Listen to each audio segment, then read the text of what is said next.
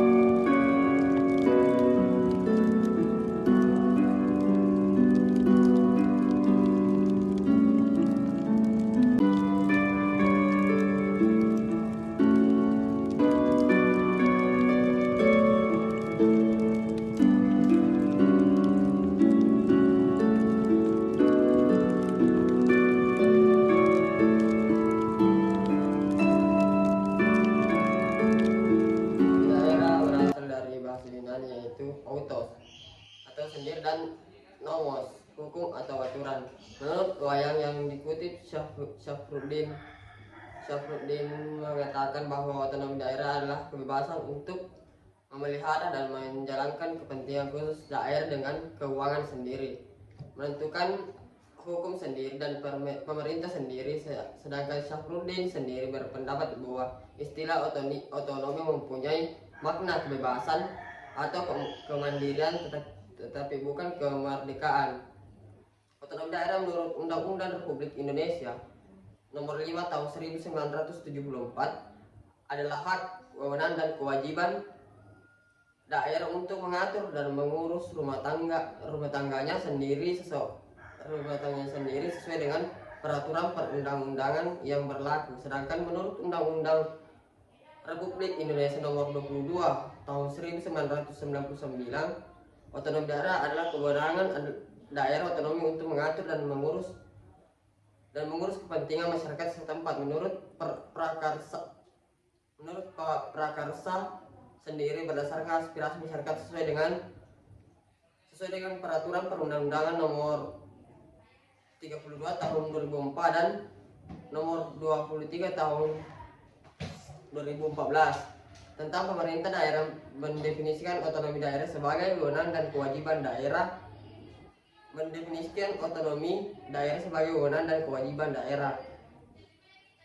Otonomi untuk mengatur dan mengurus sendiri urusan pemerintahan dan kepentingan masyarakat setempat sesuai dengan peraturan perundang-undangan. Asas pelaksanaan otonomi daerah. Yang pertama, asas desentralisasi. Menurut Hanif Nurkholis, netralisasi adalah penyerahan kewenangan politik dan administrasi dan puncak hierarki organisasi pemerintah pusat kepada jenjang organisasi di bawahnya pemerintah daerah. Diartikan sebagai penyerahan urusan yang pemerintah pusat kepada daerah menjadi urusan rumah tangganya. Penyerahan ini bertujuan untuk mencegah pemutuskan kekuasaan keuangan serta sebagai pendemokratisasi pemerintahan untuk mengikutsertakan rakyat bertanggung jawab terhadap penyelenggaraan pemerintah di daerah.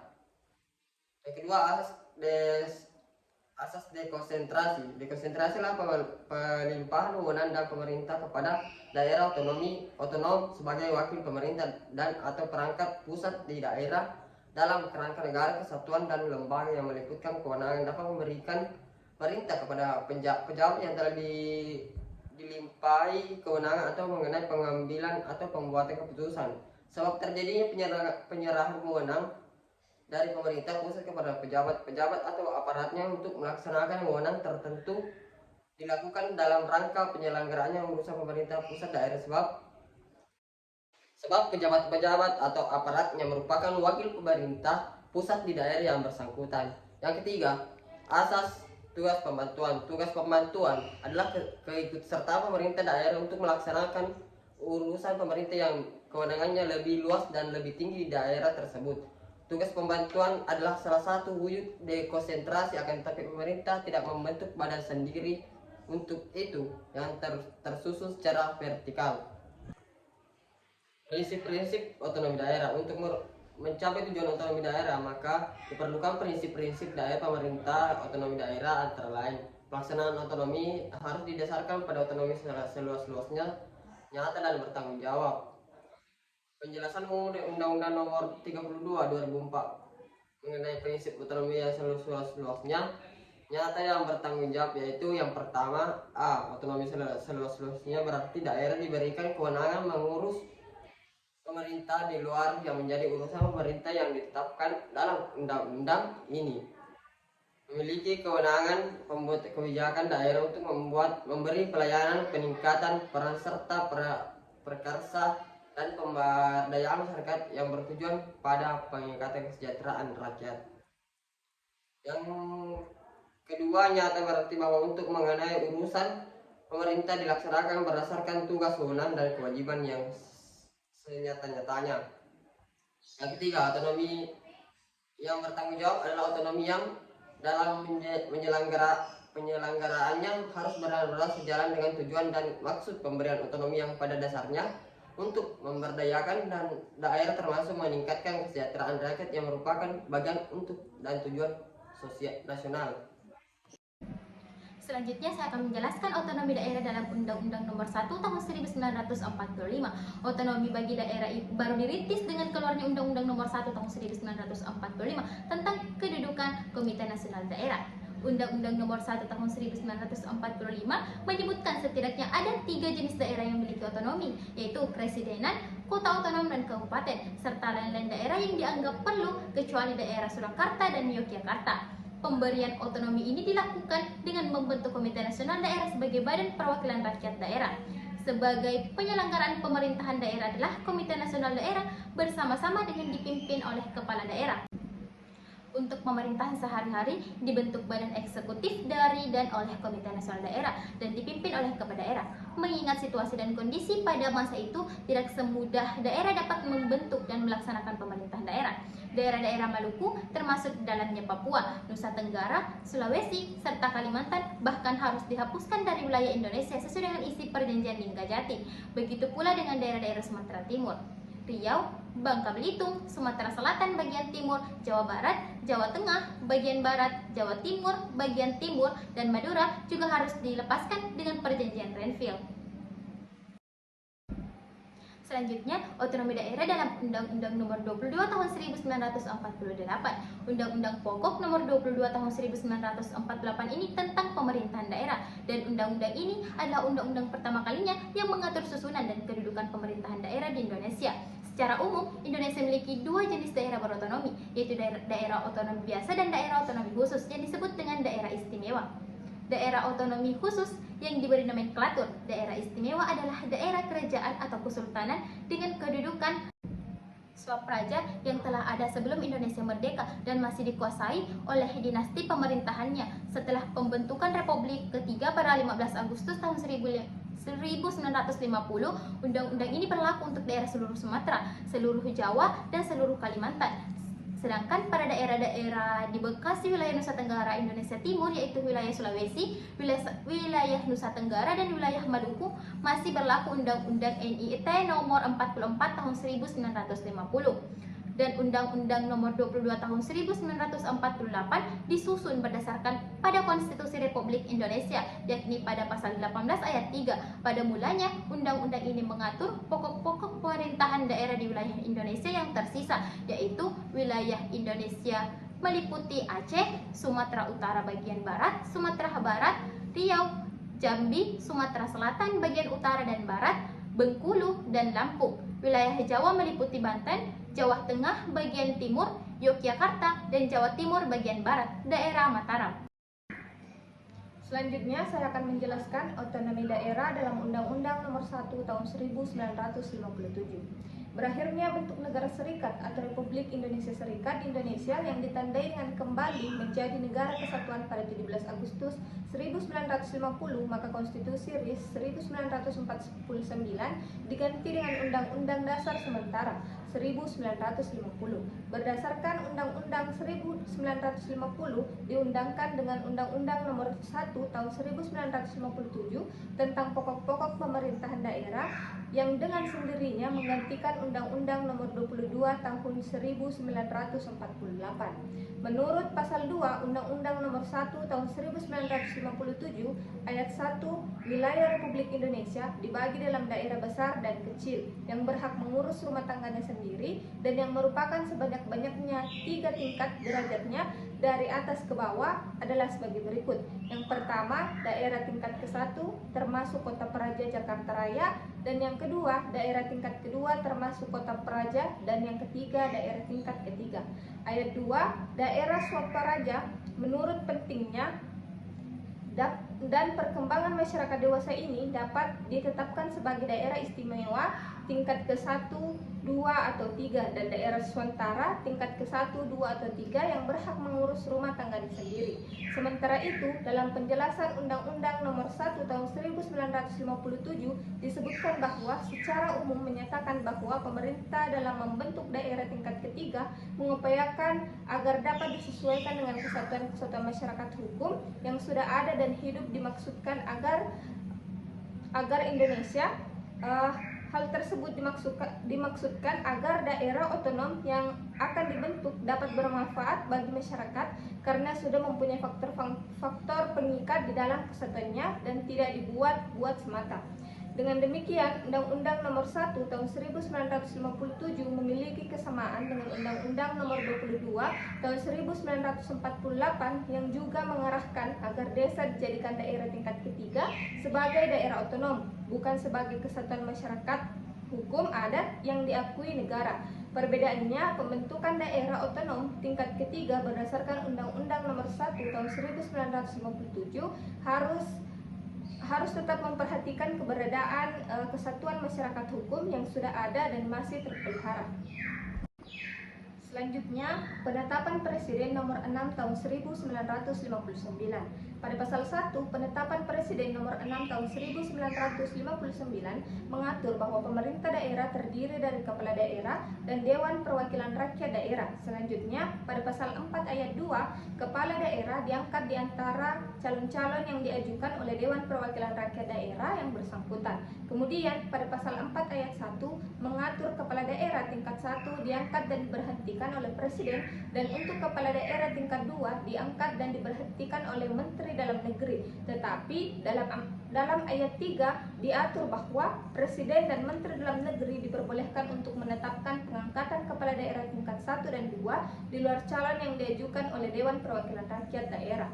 Alasan Presiden dan Menteri Dalam Negeri untuk mengangkat kepala daerah di luar calon yang diajukan oleh Dewan Perwakilan Rakyat Daerah dengan memperhatikan pertimbangan dari instansi-instansi sipil, misalnya Badan Pengawas Kegiatan Aparatur Negara dan instansi militer seperti penguasa perang atau darurat dalam masa keadaan bahaya perang darurat.